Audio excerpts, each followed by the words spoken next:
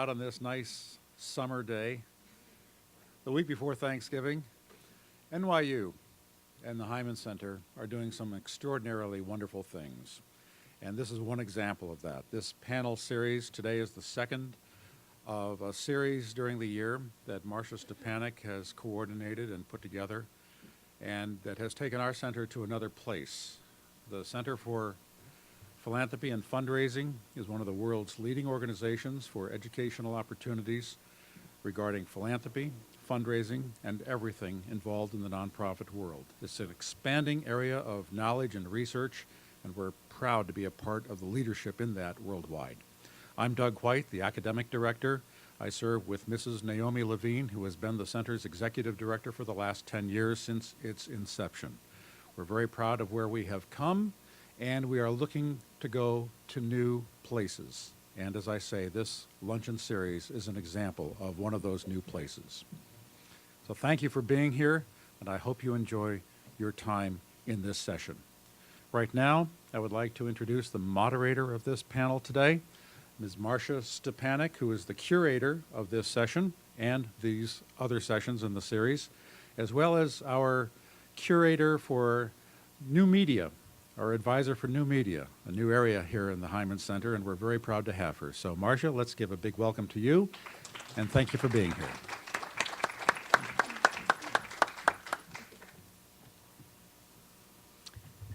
Thank you, Doug, and thank you all for joining us here today.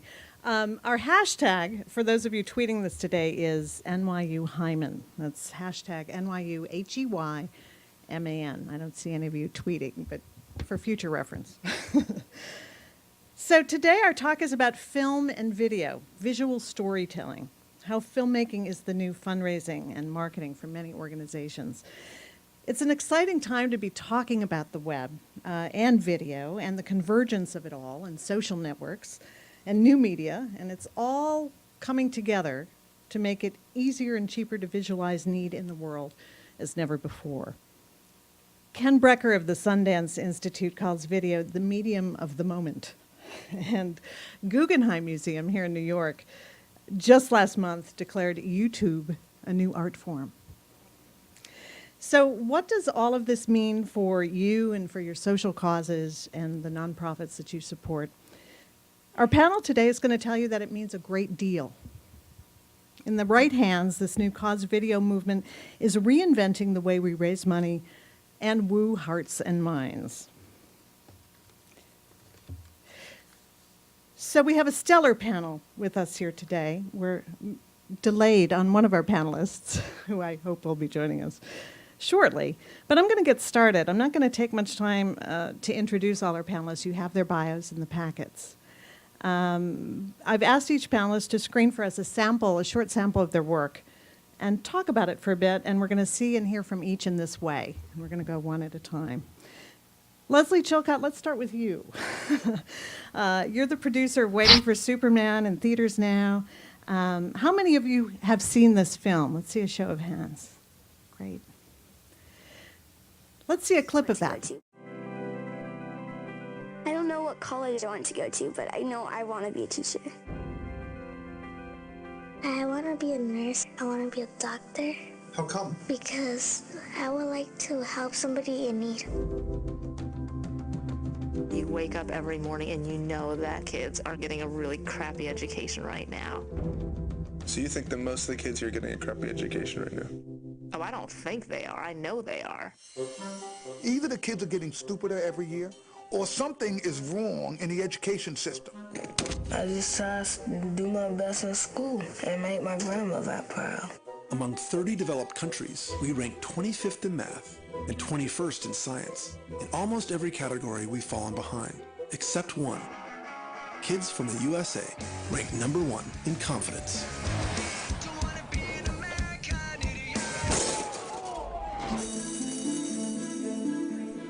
think about 60,000 people have gone to this school in 40 years. 40,000 didn't graduate. This is the damage that this school has done in this neighborhood.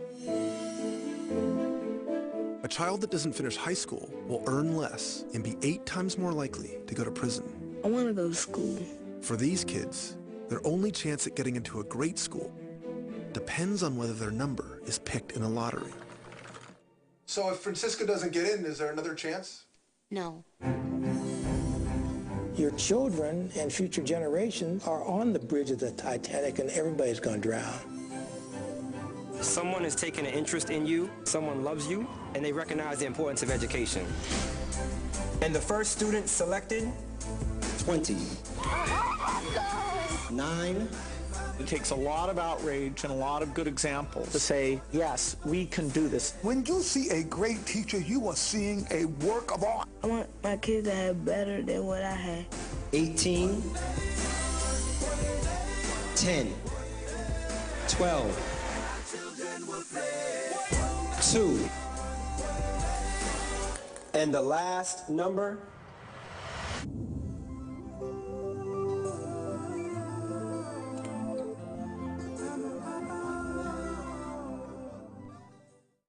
So, Leslie, there's so much social outreach with this film and with An Inconvenient Truth that it was almost as if documentary film was hitting the mainstream and gaining a new level of visibility across the country, if not across the world. A lot of your work is responsible for that. You're leading that effort. Could you talk a little bit more about that social outreach and kind of the strategy around film today? Sure. Can you guys hear me okay? Thank you very much for coming, and thank you, Marcia, for arranging this. The first documentary I produced was An Inconvenient Truth, and we learned a lot of important lessons in the marketing of that film that we wanted to take it to another level with this one. So, for example, with An Inconvenient Truth, when we opened, our opening weekend, we had a big campaign online that we reached out to all the environmental groups, and we said, please pledge to see the film opening weekend. It's important you go opening weekend. This is a new movement that we want to create. And we had 221,000 people pledge to see the film on opening weekend. Now, this was in 2006, when doing things like this, we were a little bit early. And having a URL at the end of the film and having tips at the end of the film, we were pretty much the first ones to do that. So this was kind of all new for us. The trick was we opened only in LA and New York. We had a small run. Because 221,000 people had pledged to see it the opening weekend, we sold out most of our shows, and we had this incredible per-screen average, which was 70,000 per screen. That in and of itself generated all this press, but we were on 4 screens. We made 280,000. The numbers, on a larger scale were not impressive, but having this small opening and having this pledge campaign so people could feel like they were part of a movement, and the first step in the movement was seeing the film, that in and of itself generated its own round of press and then later enabled us to go wider and to reach a wider audience. So with this film, we wanted to do something similar, but we thought, it's nice to pledge, but it would be great to feel like, we can say, as a filmmaker, you can say, your first step to getting involved is to come see my film, And while I'm very sincere in that it sort of feels like an empty pledge. Yeah, okay, I'll go to the movie theater and, make time for it. So we wanted to take that to another level. So we created almost like a thermometer, a bar, and we said certain things are going to be triggered once we reach 30,000 pledges, 40,000 pledges, 50,000 pledges. So when we reached 30,000 pledges, we'd partnered with an amazing group called Donors Choose. And once we reached 30,000, Donors Choose gave $5 to every person who went online to pledge to see the movie. That $5, it was a code, could be used on their website, and you could directly fund a classroom project. So if there's a teacher in Philadelphia that says, I need, $427 to take my kids to the museum, or there's a teacher in the Bronx that needs a new projector, you could pick whatever classroom project you wanted and put this $5 towards that. At 50,000 pledges, 250,000 of books were released to schools nationwide. So people could feel like, yeah, I'm going to go see the movie, but I can pick this thing. My hometown is here, and I want to help this project, or I want people to get books, or whatever it was. So we kept saying to ourselves, it's not just a movie, it's a movement. And this began to catch on months before the film. So the reason I showed the trailer was you have this pledge at the end of the film. What is that? You're in the movie theater, you've just seen, Jackass 3D, and then you see a clip for this, and it's like, pledge. And so it worked particularly well for us, and it gave people, you know, a point to start at. The other reason that we did it is similar to An Inconvenient Truth. You know, we had this marketing issue. Okay, we have a movie. It's about global warming. There's a slideshow, and there's Al Gore, right? How do you sell that to people? This isn't something people initially think, I'm going to go see a slideshow and Al Gore's giving a talk. So we came up with a way to market that initially through the environmental groups and then went wider. And so for this, we had a similar thing. We needed to get people to go to the theater to see a movie about education. The difference between this and the issue of global warming is global warming was still, and is unfortunately, still being debated. There were doubters, there were deniers. Pretty much, I would bet that every person in this room and most of the country nationwide thinks that we have a crisis in education. So that wasn't in question. Our challenge, if you will, our biggest obstacle was to say, how do we tell the story that's been told many times in many news programs and many other documentaries about the crisis that we have in education, and yet put a personal face on it so every individual could relate to it in some way? So that's when we decided that we would spend a year, we would follow these kids and their parents and follow people that were doing everything they could to get into the one good school in their neighborhood and maybe getting in or maybe not getting in. So for those of you that have seen the film, there's a little girl named Bianca, and her mother is doing everything to get her into a better school. And our point was that we're going to learn about Bianca and her family, but people need to know that in New York City, there are 1.1 million Biancas that are looking for a better education. And in LA, there are 750,000 Daisies. So that was our biggest challenge to overcome, was putting a personal face on this problem, knowing that in cinema time, you know, in 100 minutes, that we could never address every single thing wrong with the education system. We are not experts. We should not provide specific answers, but we can show what we found over a 2-year period. And we made a couple of promises to ourselves. One being, we would call out all the obstacles, whether it be the system, the Democratic Party, the teachers' unions, whatever it was, and we would start with ourselves. Davis, my business partner, who's the director of the film, says at the very beginning of the film, I am a contributor to the problem. I drive by 3 public schools on my way to putting my kids safely in a private school. I am contributing to the problem in this situation. And it also kind of gave everyone permission to say, you know, okay, I can't just think about my kids. I need to think about other kids. And by the way, there's nothing wrong with just thinking about your kids and doing what's right for your kids, but to think a little bit more globally. And the other promise that we made was any issue that we found with the system or any participant in the system, that we would boil it down to its essence, and we would say, what does that issue mean through the eyes of a 6-year-old? How does that boil down to something really simple? And the reason I'm telling you this is because I think we all struggle with the best way to communicate very, very complicated issues. And I'm not saying that we accomplished that, but our attempt was, if we keep this simple enough, yes, the problems are super complicated, but the solutions are not.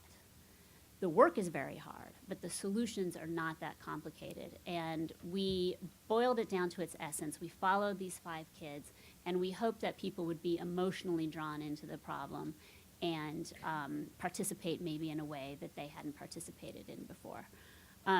Incidentally, the Pledge campaign has now, or as of 2 weeks ago, funded over 14,000 classroom projects. So we're really happy with that. And when another thing that's great about Donors Choose is they eliminate any risk of fulfillment. They do it themselves. They don't write the school a check for $500 and then maybe that doesn't get to the teacher. They buy the projector and they deliver it.